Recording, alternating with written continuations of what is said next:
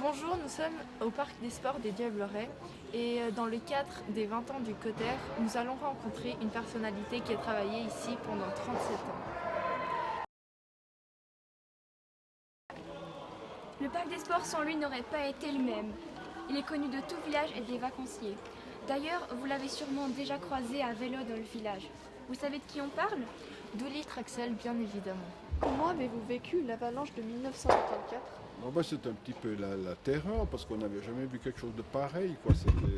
J'avais une ferme qui était en dessus vers l'église, là ça avait passé des deux côtés de la ferme, ça avait même arraché l'avant-toit quand ça a pris la ligne électrique. Hein.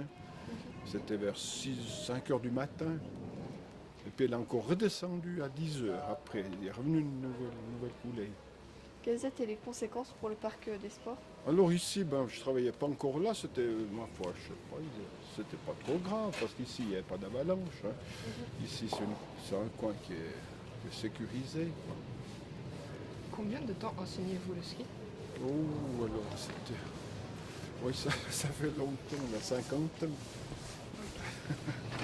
Et puis, qu'est-ce qui vous fait rêver dans cet enseignement de ski? Le ski, c'est le plaisir de skier, la vitesse, la poudreuse, et puis aussi c'est toujours sympa de travailler avec les jeunes, avec les enfants. J'ai entraîné le ski club pendant 25 ans aussi. Okay. Est-ce que vous avez toujours combiné l'enseignement de ski et votre travail au parc des sports pendant Oui, l'hiver? oui. Oui, j'ai pu toujours m'arranger comme c'était moi qui étais mon chef en fait. Et puis j'avais quelqu'un qui me secondait pendant que je donnais les cours le matin. Je donnais les cours de ski le matin, et puis l'après-midi, tôt le matin, je travaillais ici, quoi, à 5 heures le matin, et puis des fois à minuit le soir, ici.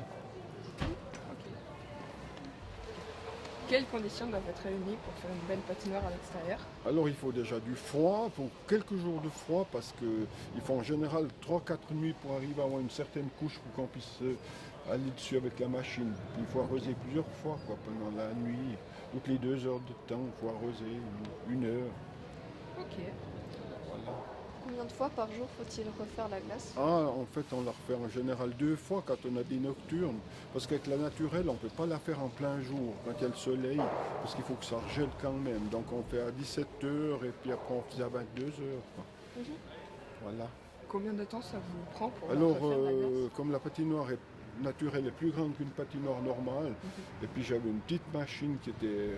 Oui, il fallait quand même pas mal de temps, il fallait 1 heure et demie pour surfacer. Qu'est-ce qui vous plaît quand vous entretenez les terrains de tennis et la piscine? Disons que c'est surtout pour que les gens soient contents, en fait. Que les conditions soient les plus parfaites possibles.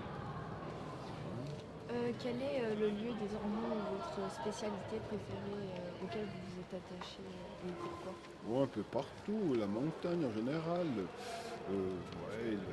la différence des saisons aussi, et puis les différentes activités et puis notre caillou là derrière.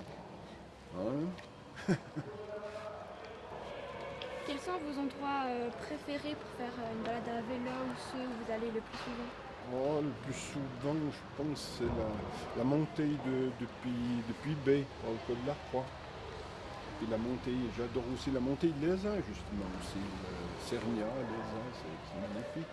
Les hauts de l'Aisin. Comment voyez-vous les Ormeaux en 2003, 2023 et 2043? J'en sais rien, ça va. Je pense que la montagne ne va pas tellement changer, je pense, moi. Ça reste toujours un peu pareil, on aura peut-être toujours de la neige quand même, parce qu'avec les météorologues, là, ils racontent un peu des bêtises, parce qu'on n'y a qu'à regarder cette année en Amérique, il y a 3 mètres de neige. Hein.